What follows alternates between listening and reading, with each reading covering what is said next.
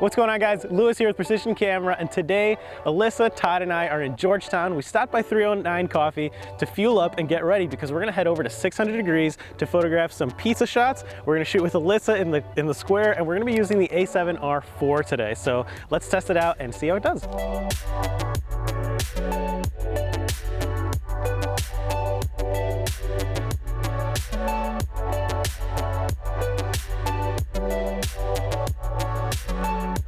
Let's start talking about some of the build quality and some of the improvements they made from the a7 III and a7R 3 now into the a7R 4. One of my favorite features right off the bat is the new EVF. It's got a 5.7 million dot EVF, and it's super sharp and very clear, a much better upgrade than my a7 III. The body is much bigger and beefier, but in a very positive way. It doesn't automatically look like it's a much larger camera. If you compare them side by side, they look almost identical. However, once you hold it, it feels much more comfortable in your hand. And if you notice, all the buttons are much beefier and more pronounced, and they feel a lot more intentional. I'm assuming this is gonna make it a lot more comfortable if you're shooting outdoors, if you got gloves on. It's gonna make, really reassure you that you're really pressing those buttons. The joystick in the back is also gonna get a bit of an upgrade, and it's a much more pleasant experience than it has been in the past. When I put it up to my eye, the touch autofocus works on the LCD screen, but I prefer using the joystick, and this is a nice upgrade. We also get lock buttons on both the mode dial and now the exposure compensation. I don't use it too much, so I just kind of set it to 0 and lock it down, but if you do use it, remember to switch that on and off now. Let's move over here to the side for the dual SD card slots. The door has a little bit of a difference. Instead of having that switch on the side where you press down and then out, now it's just a tough slide and over, and you get two UHS 2 dual SD card slots. And the position of the card slots has changed now too. So now slot 1 is on the top and slot 2 is on the bottom. Moving on to the other side of the camera, before the flaps were a little bit looser, they kind of just flopped around, and if you're using a cage, it kind of got in the way a little bit, but now they are very clean and seamless and just one side open up, and they've actually put the headphone jack and the audio jack together this time. So everything is very seamless, very clean, and that does improve the weather sealing on this guy. Today I'll be shooting with the additional battery grip that is an option and does make it feel a lot more full in the hand. I really enjoy how this camera feels. I think if you're like a wedding shooter and shooting all day with it, you're gonna be much more satisfied. I know a big issue in the past, if you have big hands, sometimes your finger gets stuck in between the grip and the lens. I think that might still be an issue. You gotta figure out for yourself, but it does feel a little bit more open and a little bit easier to manage. And of course, the big feature that everybody I think is going to be jumping on, is very interested to know about this camera, is the 61 megapixel sensor, which is massive. You also get 15 stops of dynamic range and 14-bit color with that. All of that resolution really comes handy if you're a landscape photographer, if you're a product photographer, lifestyle, that kind of stuff. Or if you're a wedding photographer, sometimes you'll need a high resolution image for a big group of people so that you get everybody's faces nice and in detail. I'm a big advocate for getting it right in camera. So if you're a big cropping person, this will also help, but I would recommend using the Super 35 mode. In the a7 III, your Super 35 punched in and gave you a 1.5 times crop, but it brought down to a 10 megapixel image, which isn't bad, but it's still not really what we're after. In the a7R 4, we get a 26 megapixel image with the Super 35 mode. So it's like having two lenses that are both very usable. And if you're familiar with any of the Sony systems, you know the autofocus is just amazing all across the board. The eye autofocus and eye autofocus tracking work tremendously, and that's gonna work over people and pets all alike. And you're gonna get 567 phase detect autofocus points. With all that resolution comes a minor downside though. The low light performance isn't as great as the a7 III and a7R 3, but it's still more than usable, and you're still gonna get really clean images. You choose what you feel is best for you. I personally wouldn't push it past maybe 6400. You decide what's best for you. Your ISO range is going to go from 100 to 32,000, so play around with that and figure out what's best for you. And with all that resolution, you got to watch out for making sure that your shots are in focus and there isn't motion blur, because with that much detail, you will start to notice that.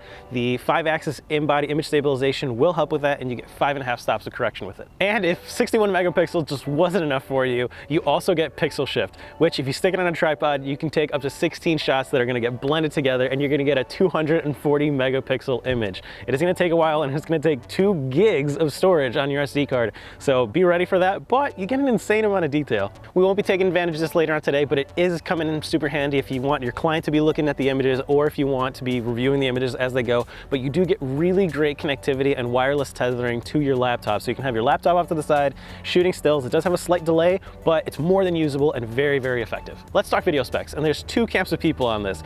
There are the people that wish it had more video features, and then there are people that say this This is a stills camera, doesn't really need any video features.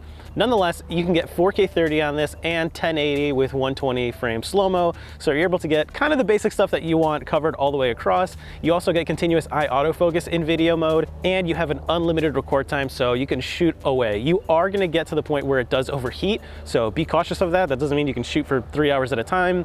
You know, depending on your conditions, you can figure out what that unlimited record time really means to you. Now, all that resolution is absolutely amazing, and definitely take advantage of those 61 megapixels. However, you do have to be ready with all the back-end baggage that comes with that. Your computer is not going to be too happy with this. You better have something that can have a big enough RAM and a big enough storage to be able to handle files that are that big.